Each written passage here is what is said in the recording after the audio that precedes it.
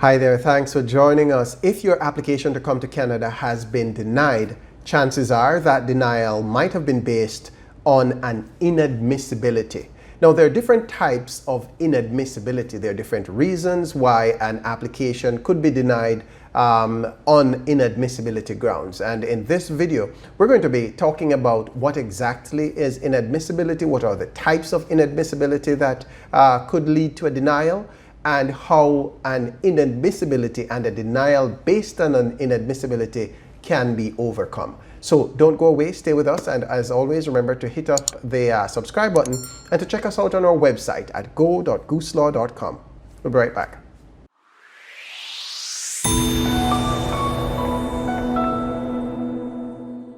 Welcome back. My name is Donovan Francis and I'm a Canadian immigration lawyer, and I help skilled workers inside Canada and outside Canada to become Canadian permanent residents without having to deal with all of the complicated immigration forms that are part of that process.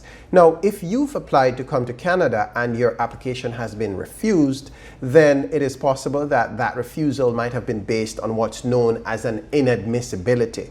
Now, an inadmissibility is simply a decision by the Canadian immigration authorities to not admit you into Canada based on a very specific reason, a very specific ground. So these very specific reasons are referred to as inadmissibilities. Now, there are different kinds of inadmissibility. One of the most commonly known type of inadmissibility is a criminal inadmissibility. Now, there are persons who've been found to have carried out certain types of crimes while they were outside Canada are automatically rendered to be inadmissible to Canada and will have their applications to enter Canada denied unless they're able to show that they've been able to overcome this inadmissibility. And we'll talk about ways in which that can be done.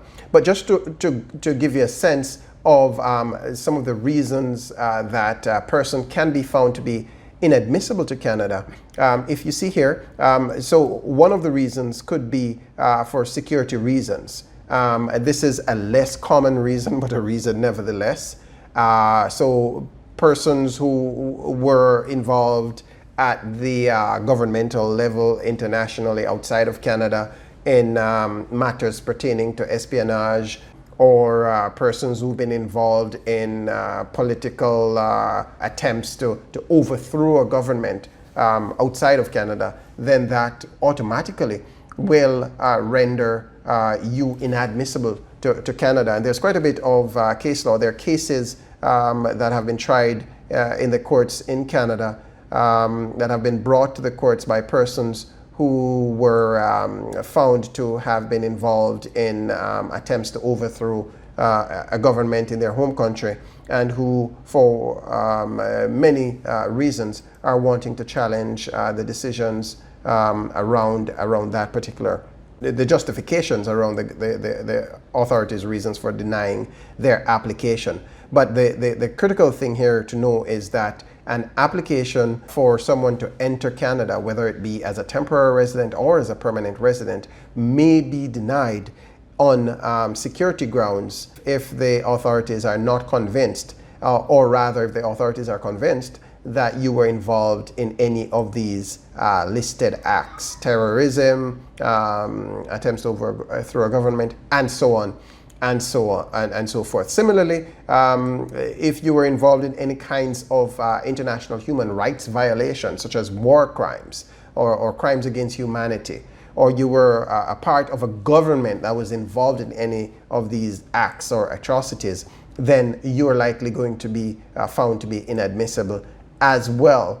One of the more common reasons for persons to be found to be inadmissible to Canada, and one of the definitely the ones that I've seen the most, has to do with persons who have committed certain kinds of serious criminal acts outside of Canada. And many persons do not know that included among that is driving under the influence of drugs or alcohol. And so if you are a US national, for instance, who is looking to come to Canada and you have a conviction, a DUI conviction, you will likely be found to be inadmissible to Canada on grounds of having committed a crime outside Canada. And that's a common one, and that's one that we've seen quite often as well. But again, there are ways in which a criminal inadmissibility can be overcome, and we'll touch on that shortly. Another reason for somebody being found inadmissible to Canada may be for medical reasons, and specifically if you have a medical condition that is found to be that the authorities believe could pose a danger to public health or could endanger public safety, or if the cost of treating the condition will result in an excessive demand being placed on Canada's healthcare services and social services, then you will likely be found inadmissible, but this time on medical reasons rather than criminal or otherwise. Another reason for being found inadmissible to Canada is that of misrepresentation. And this is something that impacts persons who might have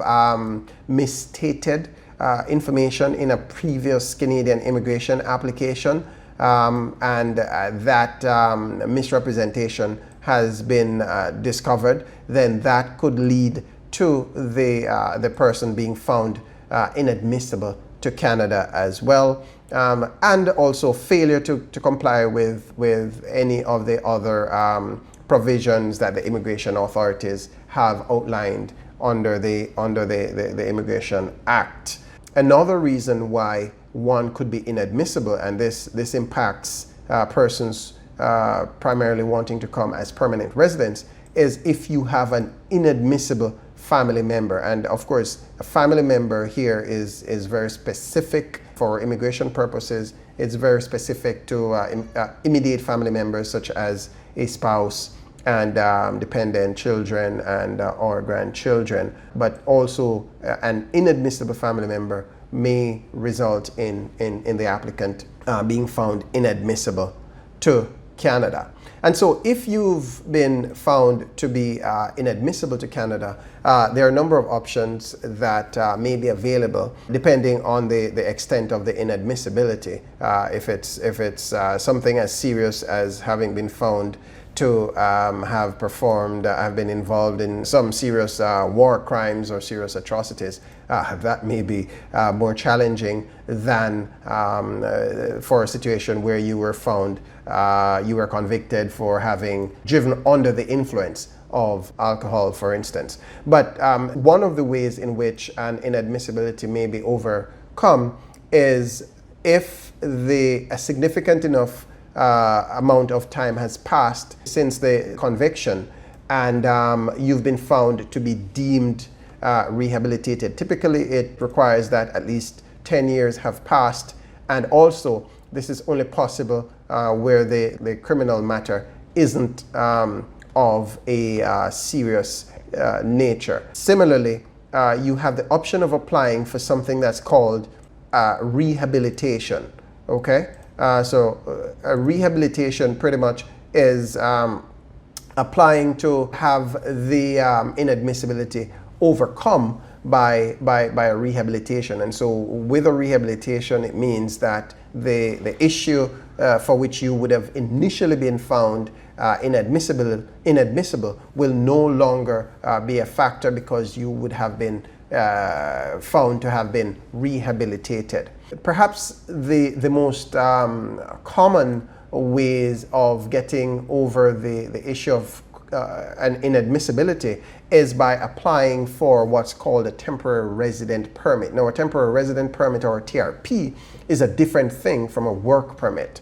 A TRP allows you limited entry and access to Canada, and they're issued only in situations where an officer is convinced that the reason for your visit to Canada outweighs any threat or risk to the Canadian public and the Canadian population in general. So there's a weighing that's done by the immigration authorities before a decision to grant a TRP is made. And a TRP is limited in terms of, while a TRP may allow entry for up to 3 years, it typically may limit your entry to Canada for a very short period of time, for a single trip, and so on and so forth. But that's an option. Another option is where there's been a record suspension, which is also known as a pardon.